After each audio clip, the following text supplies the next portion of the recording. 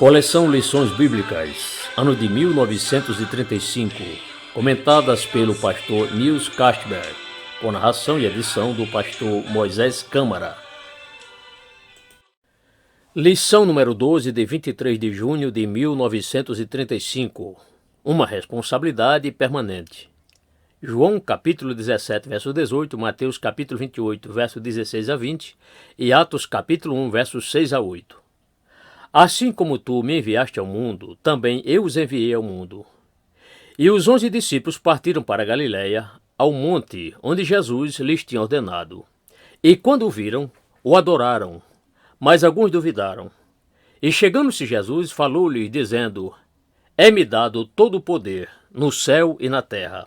Portanto, ide, ensinai todas as nações, batizando-as em nome do Pai e do Filho e do Espírito Santo, ensinando-as a guardar todas as coisas que eu vos tenho mandado, e eis que eu estou convosco todos os dias, até a consumação do mundo. Amém.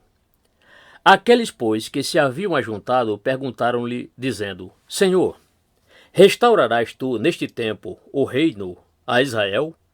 E disse-lhes: Não vos pertence saber os tempos ou as estações que o Pai pôs em seu próprio poder, mas recebereis a virtude do Espírito Santo, que há de vir sobre vós.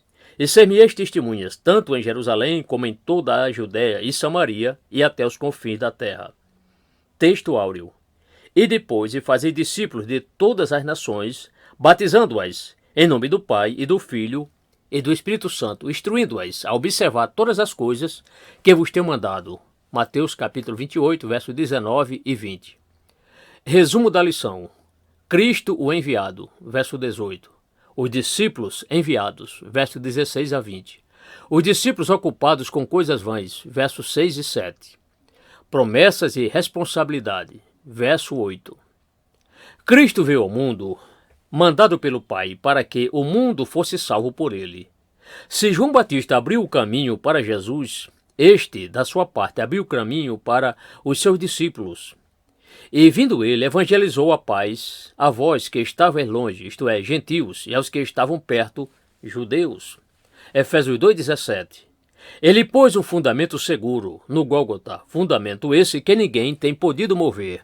Está firme, através dos séculos. Ele cumpriu sua missão na terra e depois foi recebido e bem recebido em cima no céu.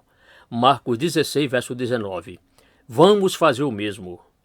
Como Jesus foi mandado ao mundo, assim o Espírito Santo, pela Igreja, é mandado para ser o seu sucessor. De sorte que somos embaixadores da parte de Cristo. 1 Coríntios capítulo 5, verso 20. Um embaixador é mandado para outra terra para tratar e se interessar pelo negócio do seu país. Quando Jesus se manifestou no templo com a idade de 12 anos, já compreendeu que ele fora enviado por parte do Pai.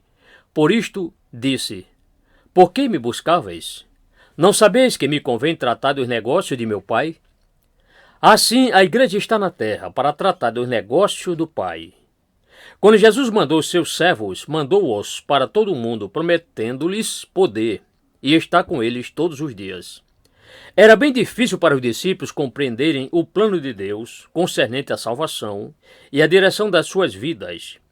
No culto de despedida no Monte das Oliveiras, vemos ainda o orgulho levantar o seu dedo, pois os discípulos ali perguntaram: Senhor, restaurarás tu neste tempo o reino a Israel? Eles pensaram então reinar com Cristo. Jesus, porém, virou logo os seus pensamentos errados para a coisa mais necessária, a evangelização da humanidade. Como Jesus sabia que os seus discípulos eram fraquinhos, deu-lhes uma boa receita antes de partir para o Pai. Mas recebereis a virtude do Espírito Santo. Sem este poder, seria impossível aos pescadores da Galiléia fazerem algo de valor no mundo. O batismo do Espírito Santo era mais necessário para eles do que saber os tempos e as estações. Jesus os proibiu de deixar Jerusalém antes de terem recebido a promessa do Pai. Lucas 24, 49.